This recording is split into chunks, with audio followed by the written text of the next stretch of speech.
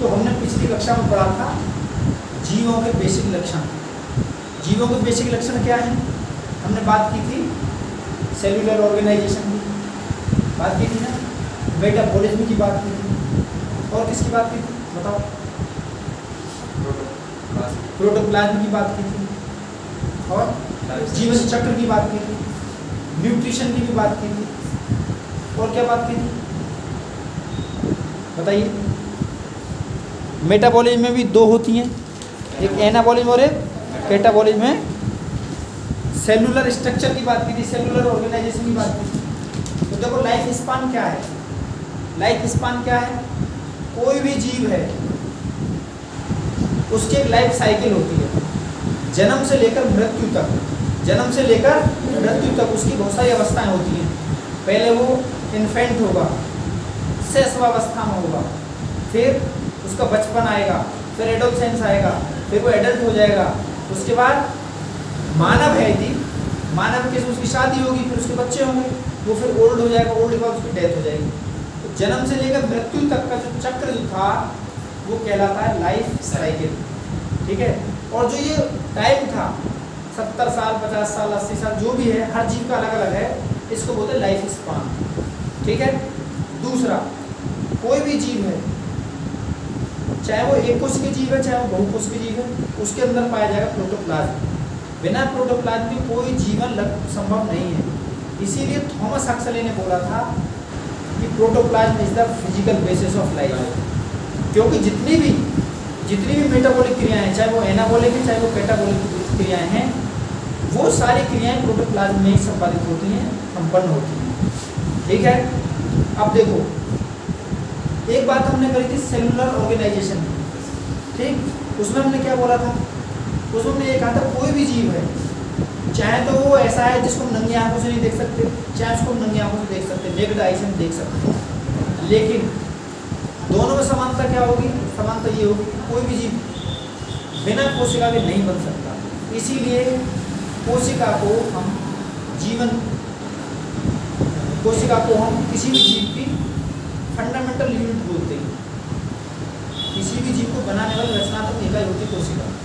और जो क्रियाएं हम करते हैं, चाहे हम रेस्पिरेशन करते हैं, चाहे हम न्यूट्रिशन करते हैं, चाहे हम एक्सक्रीशन करते हैं, जितनी भी जीवन की जो भौतिक आवश्यकता वाली जो प्रोसेसेस होती हैं, ये चाहे एक कोश के जीव हो, चाहे बहुकोश के जीव हो, सब में ये क्रियाएं होंगी।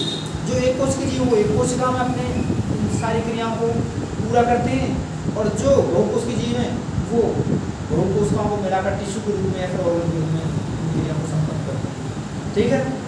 और हमने बात की थी रेस्पिरेशन की। रेस्पिरेशन क्या है? देखो, हम जो इनहेल और एक्सहेल कर रहे हैं, सांस ले रहे हैं, अंदर बाहर छोड़ रहे हैं, ये रेस्पिरेशन नहीं है। ये रेस्पिरेशन का एक हिस्सा हम कह सकते हैं, क्योंकि इससे हमको सांस लेने पर ऑक्सीजन की प्राप्ति होती है, और सांस बाहर निकालने पर जो CO2 हमारे मेटाबॉलिज्म के थ्रू बनी है, जो हमारा ग्लूकोज मॉलिक्यूल गया था, उसके कंबस्शन के बाद जो CO2 बनी उसको हम बाहर निकालते हैं, ठीक है। तो जो हम बाहर निकालते हैं, ये CO2 जो बाहर निकलती है, ये जो रिएक्शन चली थी हमारे साइटोप्लाज्म में, उसके परिणाम स्वरूप बनी थी, ठीक है। तो उसको बाहर निकालना जरूरी था। तो रेस्पिरेशन जो है, वो जो ग्लूकोज हमने खाया, जो खाद्य सामग्री हमने खाई है, उसके ऑक्सीडेशन के बाद जो कार्बन डाइऑक्साइड बनी है, उसको बाहर निकालना, ये सेलुलर लेवल, जब हम एनिमल फिजियोलॉजी पढ़ेंगे, जब सेलुलर रेस्पिरेशन पढ़ेंगे, तब उसको विस्तृत पढ़ेंगे। हमने इस पर भी थोड़ी सी बात की थी, ठीक है। अच्छा, और हमने बात की थी न्यूट्रिशन पर। न्यूट्रिशन का मतलब क्या है? न्यूट्रिशन का मतलब ये, सबसे पहले एक बात याद रखें कि दुनिया में कोई भी पृथ्वी पर एकमात्र ऊर्जा का स्रोत क्या है? सूर्य। क्या है? सूर्य है। तो सूर्य से ही जितनी भी एनर्जी आ रही है, उसी से ये पूरा सिस्टम चल रहा है, ठीक है। चाहे पौधे हैं, चाहे जंतु हैं, चाहे सेप्रोफाइट है, चाहे जलीय जंतु हैं, चाहे हवा में रहने वाले हैं, चाहे माइक्रोब हैं, चाहे बड़े जीव, कुछ भी हैं, सारे उसी से चल रहे हैं, ठीक है। इवन जो हमको गर्मी ये सब होता है, सभी सूर्य की गर्मी से होता है। बादल बरसात करते हैं, वायुदाब बढ़ता, गर्मी बढ़ती है, सब सूर्य की गर्मी के कारण होता है, ठीक है। तो इसलिए जितने भी पृथ्वी पर ऊर्जा का कोई भी एकमात्र स्रोत है, तो वो क्या है? केवल सन है, सूर्य है। इसीलिए तो सूर्य को लोग भगवान बोलते हैं कि सूर्य ना हो, यदि 4 दिन सूर्य ना निकले तो बड़ी दिक्कत हो जाएगी, कितनी गर्मी पड़ रही है। तो सूर्य हमारी पृथ्वी पर एकमात्र ऊर्जा के स्रोत है। यदि कहीं कोई पूछने लगा तो बता देने की जरूरत, ठीक है। तो देखो, सूर्य से आने वाला जो प्रकाश है वो एक प्रकार की ऊर्जा है। उस ऊर्जा का पौधों ने क्या इस्तेमाल किया, उस सूर्य के प्रकाश की उपस्थिति में पौधों ने कार्बन डाइऑक्साइड प्लस जल को मिलाकर, कार्बन डाइऑक्साइड वायुमंडल से ले ली और जल जड़ों द्वारा पहुंच गया, और पौधों में जो हरा रंग है जिसको पर्णहरित बोलते हैं, जिसको हम क्लोरोप्लास्ट बोलते हैं, वो क्लोरोप्लास्ट में हरा रंग पाया जाता है जिसको हम क्लोरोफिल बोलते हैं। उस क्लोरोफिल ने उस सूर्य के प्रकाश को बाइंड करके कार्बन डाइऑक्साइड को आपस में जोड़ दिया और एक मॉलिक्यूल बना दिया किसका, C6H12O6 ग्लूकोज का मॉलिक्यूल बना दिया। तो ये क्षमता केवल हरे पौधों के पास है। किसके पास है? हरे पौधों के पास, चाहे वो एल्गी हो, चाहे वो ब्रायोफाइटा हो, टेरिडोफाइटा हो। अभी हम बात करेंगे जिम्नोस, यानी कि जो बड़े भी पौधे हैं वो सब हरे पौधे, एक कोशिकीय शैवाल से लेकर और बहुकोशिकीय जिम्नोस्पर्म एंजियोस्पर्म तक जितने भी पौधे हैं उन सब में हरा कलर पाया जाता है। वो फोटोसिंथेसिस करते हैं और सूर्य की जो प्रकाशित ऊर्जा है उसको किस में कन्वर्ट करते हैं, रासायनिक ऊर्जा में कन्वर्ट करते हैं। ठीक है बच्चों, अच्छा हमने यहाँ तक बात की थी। तो हम अगले बेसिक लक्षण में हम बात करेंगे। वो लक्षण क्या है? वो लक्षण है रिप्रोडक्शन। क्या है? रिप्रोडक्शन।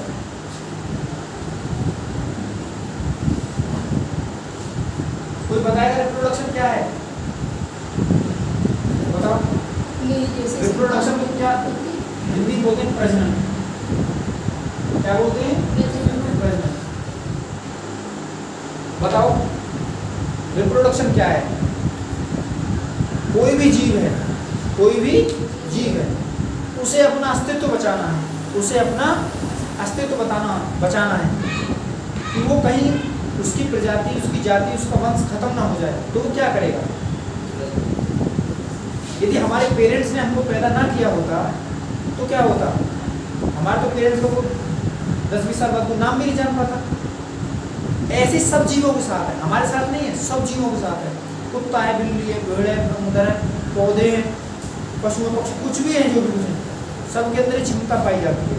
ठीक है, कि वो अपने जैसे बच्चे पैदा करें, अपने जैसे पौधे पैदा करें, पौधा तो पौधे पैदा करें, जीव जंतु पैदा करें, अपने जैसे जीव पैदा करें, जिससे कि उनका जीवन की कंटिन्यूटी बनी रहे। ठीक है, इसमें जो लोअर जीव है, लोअर मतलब जो कम विकसित जीव है, वो साधारण तरीके से कर लेते हैं। जैसे एक हिस्से से 2 में टूट गया, जिसको फ्रेगमेंटेशन बोलते हैं, या स्पोर बनाकर कर लिया, फंजाई में ज़्यादातर होता है, एल्गी में ज़्यादातर होता है, स्पोर फॉर्मेशन से कर लिया, ये एसेक्सुअल रिप्रोडक्शन हो जाएगा। शरीर का कोई हिस्सा जैसे गन्ना हमने काट के लगा दिया, वेजिटेटिव रिप्रोडक्शन हो गया। किसी की हम जड़ लगा देते हैं, किसी का हम तना लगा देते हैं, किसी की पत्तियां लगा देते हैं, तो सारे क्या हैं? वो वेजिटेटिव रिप्रोडक्शन। कुछ जो हायर जीव हैं उनमें केवल एक ही प्रकार का रिप्रोडक्शन होता है, एक ही प्रकार का प्रजनन होता है, वो सेक्सुअल रिप्रोडक्शन। सेक्सुअल रिप्रोडक्शन की क्या वो लिमिटेशन है? इसमें 2 चीज़ बहुत जरूरी है, मेल और फीमेल गैमीट होना चाहिए। बिना 2 गैमीट के ये रिप्रोडक्शन संभव नहीं है। तो जितने भी उच्च विकसित जो जंतु हैं उन सब में सेक्सुअल रिप्रोडक्शन होता है, और जो एंजियोस्पर्म प्लांट है, जो फ्लोवरिंग प्लांट है, उनमें भी सेक्सुअल रिप्रोडक्शन होता है। ठीक है, जितने बीज बनने वाले पौधे हैं सब में सेक्सुअल रिप्रोडक्शन होता है। और हम लोग तो हैं ही स्तनधारी हैं, चाहे पक्षी हैं, सब में सेक्सुअल रिप्रोडक्शन होता है। इसमें क्या होता है? मेल एंड फीमेल जो हैं, जो पौधे के मेल एंड फीमेल पार्ट हैं, अभी हम पढ़ेंगे जब आगे चल के तब समझ में आएगा। जो फ्लावर होता है, फ्लावर पौधे का रिप्रोडक्टिव ऑर्गन है। फ्लावर पौधे का रिप्रोडक्टिव ऑर्गन, ठीक है। उसमें पौधे के मादा भाग, जिसको हम बोलते हैं पिस्टिल, ओवरी, अंडाशय हिंदी में बोलते हैं वो, और मेल गैमीट जिसको हम एंथर बोलते हैं, ठीक है, वो दोनों प्रेजेंट होते हैं। उनकी सुरक्षा के लिए बाहर हरे कलर की कुछ कलियाँ से, कुछ पत्तियाँ से निकली रहती हैं, जिनको हम सेपल बोलते हैं। सेपल का ग्रुप होता है, एक पेटल होते हैं जो कलरफुल होता है, उसको पेटल बोलते हैं, उनका भी ग्रुप होता है, वो उसकी प्रोटेक्शन के लिए लगे रहते हैं। समझ रहे हैं आप लोग? तो ये जरूरी होता है, ठीक। ऐसे जंतुओं में क्या होता है? जंतुओं में मेल फीमेल अलग होंगे, या किसी जीव में मेल फीमेल एक में होते हैं, जैसे केंचुआ है, इनको बोलते हैं हर्माफ्रोडाइट ऑर्गेनिज्म, है ना, द्विलिंगी जीव इनको बोलते हैं, ठीक है। तो आप लोगों को जो भी सुझाव देना हो आप अपना सुझाव कमेंट में दे सकते हैं या डायरेक्ट मुझे बता सकते हैं, ठीक है। तो प्रजनन में क्या है, एक ये कोई ऑर्गेनिज्म है, ये जीव है, इसने क्या किया, रिप्रोड्यूस किया, क्या किया, रिप्रोड्यूस किया, प्रजनन किया। उसके बाद क्या हुआ, इसकी क्या बन गई, प्रोजेनी, प्रोजेनी यानी कि इसकी संतान बन गई। क्या बन गई, संतान। तो जो पूरी प्रक्रिया है एक जीव का अपने जीवन को बचाए रखने के लिए, अपने अस्तित्व को बचाए रखने के लिए, अपने जीवन की निरंतरता को बनाए रखने के लिए जो अपने बच्चे पैदा करने की जो प्रक्रिया है उसी को हम रिप्रोडक्शन बोलते हैं, ठीक है। देखो एक जानवर है जिसको बोलते हैं हम म्यूल, खच्चर, वो रिप्रोडक्शन नहीं करता लेकिन वो जीव है, तो ये इसकी डिफाइनिंग प्रॉपर्टी नहीं है, ये निर्धारित नहीं करती कि सजीव है या निर्जीव है। अभी हम बात करेंगे डिफाइनिंग प्रॉपर्टी क्या है। देखो कोई भी जीव ऐसा नहीं है जिसमें प्रोटोप्लाज्म नहीं पाया जाता हो, जिसमें मेटाबॉलिक क्रियाएं नहीं होती हों, जिसमें सेल ना पाई जाती हों। समझ रहे हैं मेरी बात? तो ये क्या है, ये इसकी डिफाइनिंग प्रॉपर्टी। अब रिप्रोडक्शन कुछ करते हैं कुछ नहीं करते। कुछ ऐसे जीव हैं जैसे मैंने खच्चर को उदाहरण दिया, वो रिप्रोडक्शन नहीं करता, तो क्या वो जीव नहीं है? जीव है। कुछ ऐसे आदमी भी हैं, मतलब मानव भी हैं जो रिप्रोडक्शन नहीं करते। वो हो सकता है पुरुष में कुछ कमी रही हो सकता है महिला में कुछ कमी रही हो, या हो सकता है ट्रांसजेंडर ही हो, ये लोग भी नहीं करते। समझ रहे हैं? तो ये तो जीव है ना, तो इसकी डिफाइनिंग प्रॉपर्टी नहीं है, ठीक है, इसकी डिफाइनिंग प्रॉपर्टी नहीं है। लेकिन जो डिफाइनिंग प्रॉपर्टी होती है उसका कोई अपवाद नहीं मिलता।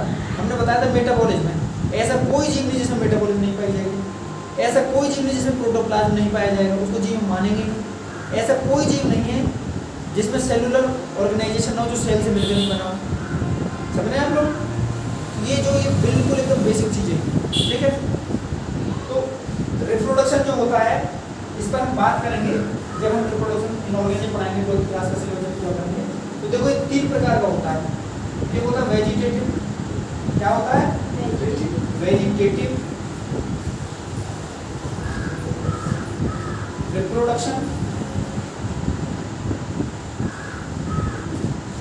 दूसरा होता है, ये होता है इसके बॉडीली पार्ट से, शरीर का कोई भाग है, जैसे गन्ना है, हमने गन्ना काट के लगा दिया, ठीक है, शकरकंद की जड़ काट के लगा देते, पुदीना की टहनी तोड़ के लगा देते हैं ना, बॉडी कोई पार्ट हो जाएगा। या कोई भी जैसे हरी हरी काई जिसको बोलते हैं, कुछ शैवाल होते हैं पानी में तैरते रहते हैं, कुछ जानवर उसमें घुस गया और उससे वो शैवाल एक में 2 हिस्सों में टूट गया, तो दोनों अलग अलग नए पौधा बन जाएगा वो। समझ रहे ना? तो इसको बोलते हैं वेजिटेटिव रिप्रोडक्शन, ठीक है। फ्रेगमेंटेशन है, बहुत सारी मेथड है। दूसरा होता है एसेक्सुअल रिप्रोडक्शन। क्या होता है? Asexual reproduction.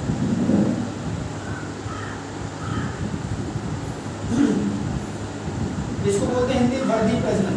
क्या बोलते हैं? वर्धी प्रजनन। इसको बोलते हैं हम अलैंगिक प्रजनन।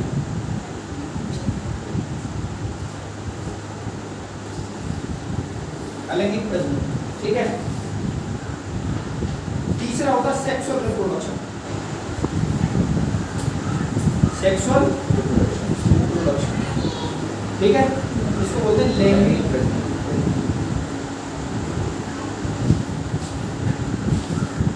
देखो जितनी भी वैरायटी के जीव हैं, जितनी भी वैरायटी के जीव हैं, इन सभी जीवों के लिए इतनी सारी विविधता के लिए, यानी इतनी सारी वैरायटीज के लिए, इतनी सारी विभिन्न प्रकार की स्पीशीज। देखिए आदमी जो ह्यूमन जो है उसमें भी बहुत सारी रेसेस हैं। देखो कोई काला होगा, कोई गोरा होगा, कोई कैसे होगा कि नहीं होगा। सारे मानव एक जैसे तो है नहीं, बल्कि सगे माँ बाप से पैदा हुई 2 संतान एक जैसी नहीं होती, कुछ ना कुछ थोड़ा फर्क जरूर होता है कि नहीं होता। ये सारे सेक्सुअल रिप्रोडक्शन का वो है, क्योंकि जो हमारा डीएनए है, हमारा जो क्रोमोसोम है, उसमें कुछ ना कुछ एक्सचेंज होता रहता है। इस वजह से ये वैरायटी बढ़ती चली है। जब जेनेटिक्स पढ़ेंगे तब समझ में आएगा ये चीज़, ठीक है। मैंने अलैंगिक प्रजनन बताया आपको। अलैंगिक प्रजनन क्या होता है? ये तो पौधों के भाग, कोई भाग काट कर लगा दिया उससे हो जाएगा। अलैंगिक प्रजनन क्या है? जब विपरीत परिस्थितियाँ आती हैं तो इसमें क्या होता है कि ये स्पोर स्कोर बना देते हैं। संजय वगैरह होती, मैं आपको एक बहुत अच्छा वो देता हूँ। आपने घर में खाना बनाया, ये रोटी बच गई, आपने वो रोटी रख दी। जब रोटी रख दी तो रोटी 2 दिन 3 दिन रहेगी, तो 2-3 दिन रहेगी तो उसमें क्या जम जाएगा? फफूंदी जम जाएगी। तो फफूंदी आई कहाँ से? वो फफूंदी आई कहाँ से? फफूंदी की बहुत सारी वैरायटी, हजारों से कम वैरायटी दुनिया में प्रेजेंट है। ठीक है, होता क्या है, वो स्पोर पैदा करते हैं।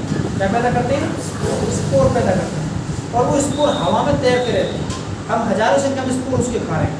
ठीक है, वो बातें करें उसको डाइजेस्ट कर जाते हैं, हमारे शरीर इतनी इम्यूनिटी डेवलप कर रखी, वो उसको रोग नहीं पैदा करने देता। अब पौधे पर वो रोटी पर वो जम जाता, अचार पर जम जाता, ब्रेड पर बहुत आसानी से जम जाता है। जम जाता कि नहीं जम जाता? तो ये सारी चीज़ें जो ये स्पोर पैदा करती हैं। ठीक है, चलिए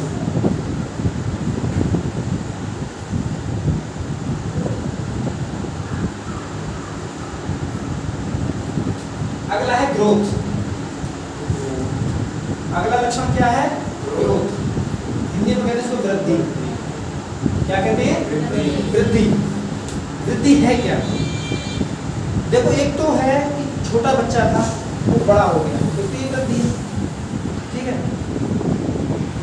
उसके वजन में वृद्धि हुई।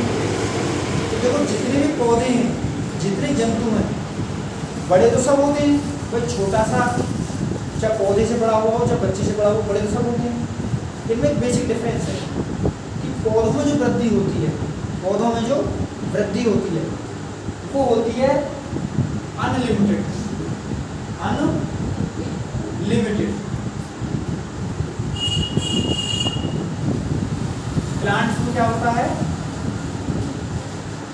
Unlimited and localised. इसका क्या मतलब? अनियमित, इसको बोलते हैं अनियंत्रित, कह सकते हैं इसको, अनियमित भी कह सकते हैं, है ना? अनलिमिटेड, अनियमित और स्थान स्पेसिफिक, एक निश्चित जगह पर। कहाँ होती है? निश्चित जगह पर। पौधों में जो वृद्धि होती है वो होती है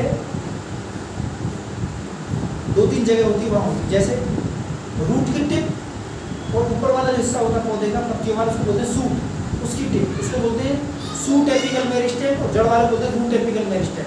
यहाँ वृद्धि होती है हमेशा। ठीक है, जो उसकी नोड होती है, नोडों में वृद्धि होती है, उसको बोलते हैं इंटरकैलरी।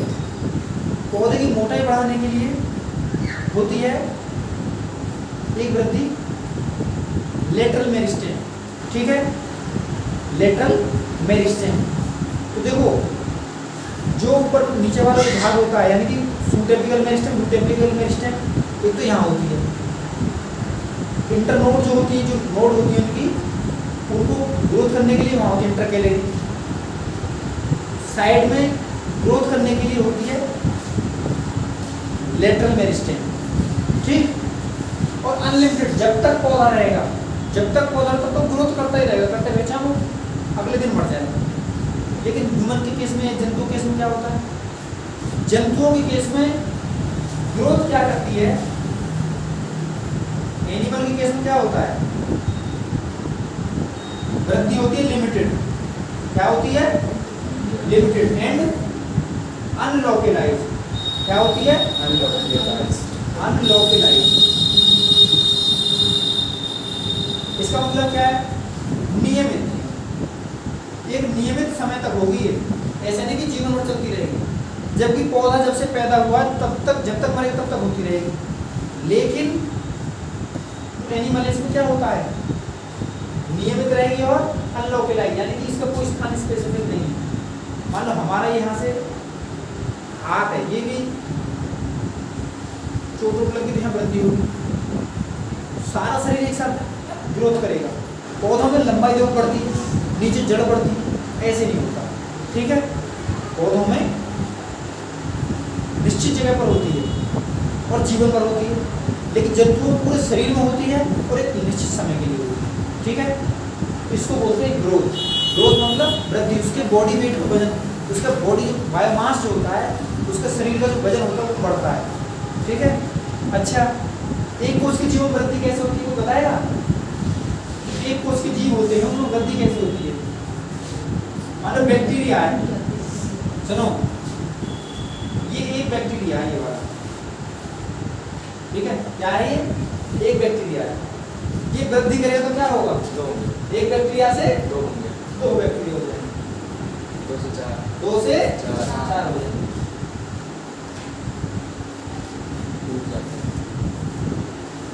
ठीक है।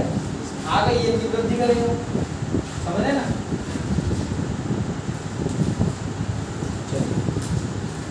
ये थी वृद्धि। अब एक वर्ड है सेंसिटिविटी। क्या है? सेंसिटिविटी। सेंसिटिविटी इसको बोलते हैं संवेदनशीलता। संवेदनशीलता।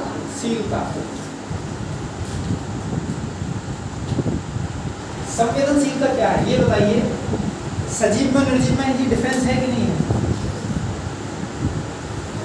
एक पत्थर है, उस पर लाइट का कुछ प्रभाव पड़ेगा और आपकी आंखों को रोशनी मार दें तो आंखें एकदम ऐसी हो जाएंगी ना। पत्थर उसको अपना आग बना दे तो उसको फर्क पड़ेगा? गरम चीज पर रख दे उसको फर्क पड़ेगा? उस पर ये बर्फ पर रख दे तब, ठंडी जगह पर तब, और हम लोगों को रख दे तो। इसी को बोलते हैं संवेदनशीलता। क्या बोलते हैं? अभी आप मार्केट में जाएंगे इतना पॉल्यूशन का, तो खांसी आने लगी, तो छींक आने लगी, हमारी बॉडी सेंसिटिव हो सकती है। तो इन सजीव और निर्जीव को ये भी बड़ा बेसिक डिफरेंस, ठीक है।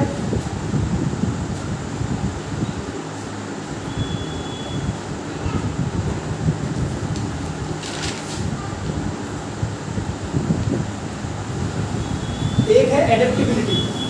क्या है? एडेप्टिबिलिटी।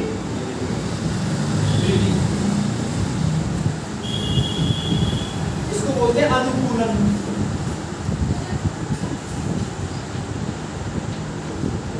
अनुकूलन, एडेप्टिबिलिटी, अनुकूलता है। देखो जो मछली होती है वो पानी में तैर लेती है, पक्षी आसमान में उड़ लेते हैं, हम लोग जमीन पर चल लेते हैं। जो ऊंट होता है वो रेत बहुत तेज दौड़ लेता है,